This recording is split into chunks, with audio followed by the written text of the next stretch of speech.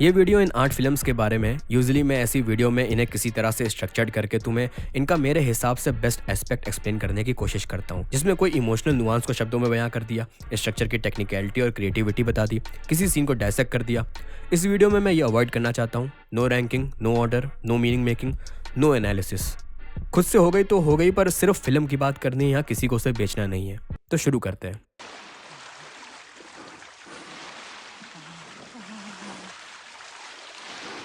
On the silver globe को मैं सबसे इंटरेस्टिंग बोरिंग फिल्म कहूँगा। इसे देखते देखते मैं ऑलमोस्ट सो गया था, पर फिर भी न जाने क्यों मैं चाह के भी इस फिल्म को दिमाग से नहीं निकाल पा रहा हूँ। बिल्कुल नॉनसेंस डायलॉग डिलीवरी होती है, बिखरी स्टोरी टेलिंग है पूरी, और इस फिल्म के विजुअल्स के लिए मेरे पास एक शब्द भी नहीं है। कहने को तो इसे साई-फाई फैंटेसी कह सकते हो, लेकिन उन जॉनरा के ट्रोप्स का मजा तुम्हें यहाँ नहीं मिलने वाला है। अगर एक फीलिंग मुझे बतानी होगी तो ऐसा लगेगा जैसे तुम किसी अननोन प्लेनेट के सिविलाइजेशन का आंखों देखा हाल ले रहे हो। एक तो फिल्म की ओरिजिनल लैंग्वेज शायद पॉलिश है, और सबटाइटल्स में इंग्लिश ट्रांसलेशन होने के बाद भी कुछ समझ नहीं आ रहा है। कैरेक्टर्स आखिर बात कर रहे हैं कि दुनिया को अपनी फिलॉसफी अनाउंस कर रहे हैं। इतना एलियन फील हो रहा था। एक बार मैं फिर से तुम्हें इन कैरेक्टर्स के डायलॉग बैंटर को दिखाना चाहता हूँ। Długie miesiące kłamała, co założyła! Ty się dopiero zaczynasz dowiadywać o innych, zaczynasz postrzegać, zaczynash przeczuwać! मेरे चैनल में तुमने पहले भी एक हॉरर फिल्म का जिक्र सुना होगा जिसमें सेम ऐसे कैरेक्टर भंगड़ियों के तरीके तिरमिराते हुए नाम शनाब बक रहे। पजेजन। तो वो मूवी भी इन्हीं डायरेक्टर ने बनाई है, जिनके नाम की प्रोनाउंसिएशन तुम गूगल में जाके खुद से चेक कर लेना।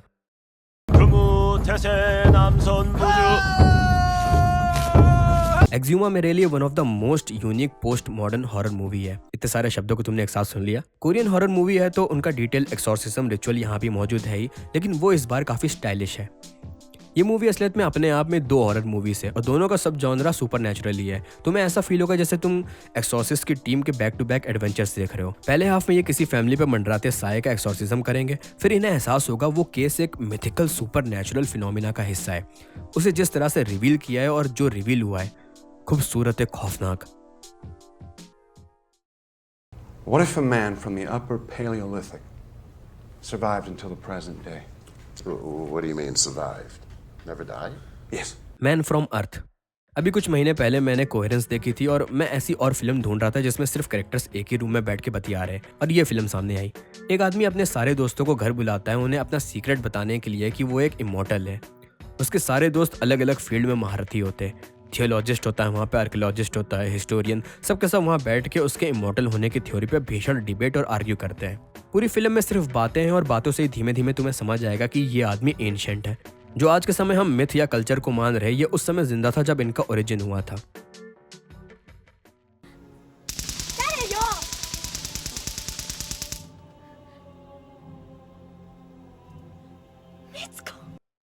Battle royal. काफी समय से मुझे ये फिल्म देखने का मन था, लेकिन कतरता था, क्योंकि इस आइडिया को मैं इतनी मीडियास में देख देख के बोर हो चुका हूँ। पर अब मैं इसे एटलीस्ट 3 बार देख चुका हूँ, और एक सर्टेन सीन तो मुझे जितनी बार चाहो उतनी बार दिखा दो। है यहाँ भी वही सब कि पूरे क्लासरूम को आइलैंड में रख दिया और अब आपस में एक दूसरे को मार डालो। Last man standing is the winner. Simple premise. और बाकी बैटल रॉयल फिल्म्स की तरीके ये फिल्म के थीम्स भी सोसाइटी की तरफ घूर रहे हैं। इतना मैंने एक्सपेक्ट किया ही था। ऐसे ही कोई मूवी इतनी पॉपुलर नहीं हो जाएगी, पर मुझे ये अंदाजा नहीं था कि इसके अंदर टीनेजर्स के कॉम्प्लेक्स इमोशंस को लाउड, एग्जैजरेटेड और कंफ्यूजिंग वे में विस्फोट होता देखूंगा, और फिर भी वो रियलिस्टिक लगेगा। उस उम्र में हमारे इमोशंस हमें काफी ओवरवेम करते थे, लेकिन उनको हमने तब नाम नहीं दिया था, या कह दो कि सही से समझा भी नहीं था। और वैसे लोगों को एक कन्फाइंड में रख दो और कह दो कि एक दूसरे को मारो, तो जो फीलिंग्स का केओटिक आउटबर्स्ट होगा। कुछ लोग खुद अपने आप को स्वर्ग आगमन करा देंगे, कुछ लोगों में छोटी सी बात एस्केलेट कर जाएगी, कुछ लोग वहां भी मंडेन लाइफ जी देंगे, कुछ लोग जिन्होंने मंडेन लाइफ में अपनी कोई इच्छा मार के रखी थी तो उसे वहां पे परस्यू करने लगेंगे। और मेरा फेवरेट, आपस में प्यार से रहना, लेकिन अंदर ही अंदर एक दूसरे के लिए घृणा भरी हुई है।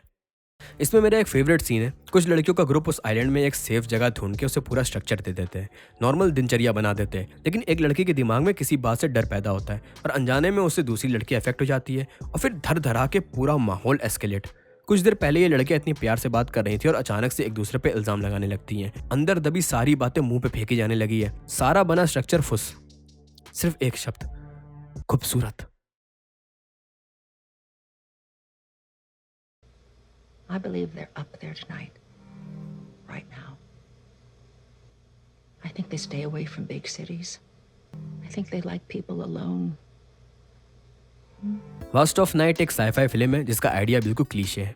First contact. आसान भाषा में इंसानों को पहली बार एलियन दिखेंगे, पर इस मूवी ने उसे लो बजटी वे में पुल ऑफ किया है। पूरी फिल्म में कैरेक्टर सिर्फ रेडियो में बात करेंगे और इन्फॉर्मेशन जानेंगे कि काफ़ी सालों से अर्थ के एटमॉस्फेयर में कोई दूसरी स्पेशीज मंडरा रही है, लेकिन गवर्नमेंट ने अभी तक इसको कॉन्फिडेंशियल रखा है। जिस तरीके से बिट एंड पीसेस करके पूरी कहानी तुम्हें पता चलेगी। और फिर मेरा फेवरेट कैरेक्टर्स का रैंडम मेंटर। ये फिल्म एक्चुअली में 50s में सेट है, तो नर्डी लोग फ्यूचर के साईफाई टेक्नोलॉजी को डिस्कस करके हो रहे होते हैं। जैसे एक होता है कि फ्यूचर में हमारे हाथों में पोर्टेबल टीवी होंगी जिसमें हम दुनिया के किसी भी छोर में बैठे इंसान को देख सकते हैं, और एक कैरेक्टर उस आइडिया को नामुमकिन कह रहा होता है। पूरी फिल्म नाइट शूट है और काफी लंबे लंबे टेक्स लिए गए हैं। एक वन टेक में तो अकेले कैमरा ही सफर में निकल जाता है। प्योर कोजी एक्सपीरियंस था। मैंने एक बार पहले भी किसी वीडियो में लेट नाइट रोड्स की वाइब की बात की थी। ये फिल्म मेरे लिए उस मामले में अभी तक की बेस्ट है। इन शॉट्स को देख के मेरी आंखों से एमरल्ड, रूबी, सफायर सब बह गए।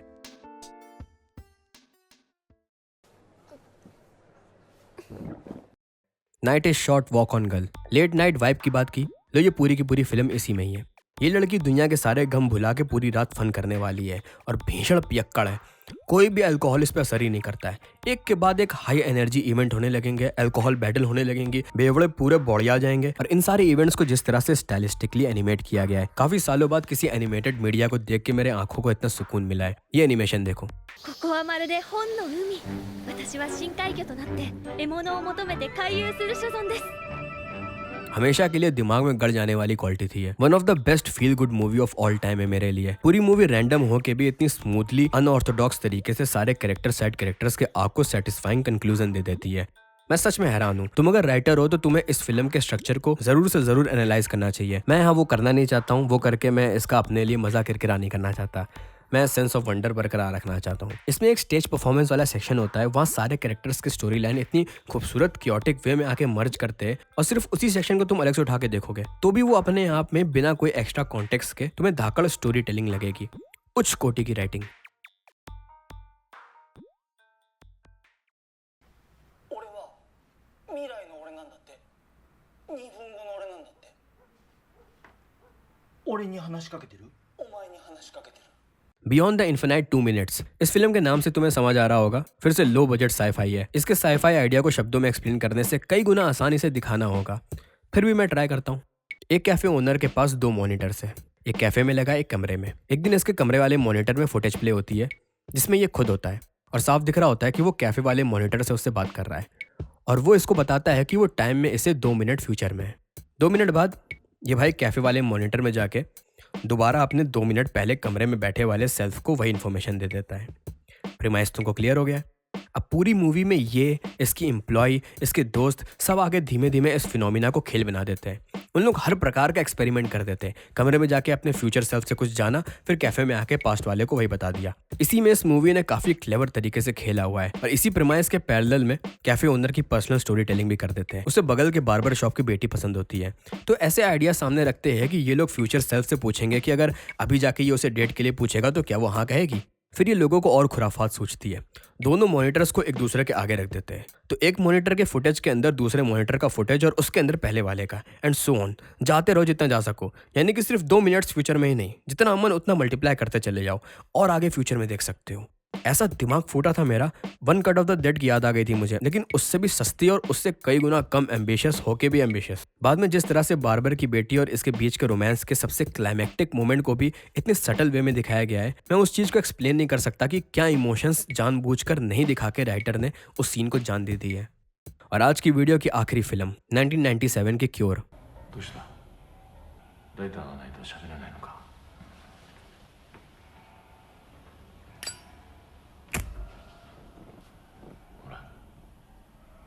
ये एक डिटेक्टिव फिल्म है, और डिटेक्टिव जॉनरा सुनते ही मुझे बोर होने लगता है, लेकिन ये फिल्म सुपर नेचुरल के साथ डिटेक्टिव है, तो मुझे इंटरेस्ट पीक हुआ, और अब ये मेरी one of the favourite film of all time है। डिटेक्टिव जॉनरा के क्लीशे ट्रोप्स तुम्हें मालूम है, तो वही शहर में मर्डर होने लगे, और उनमें एक ऑब्वियस कोकी पैटर्न है।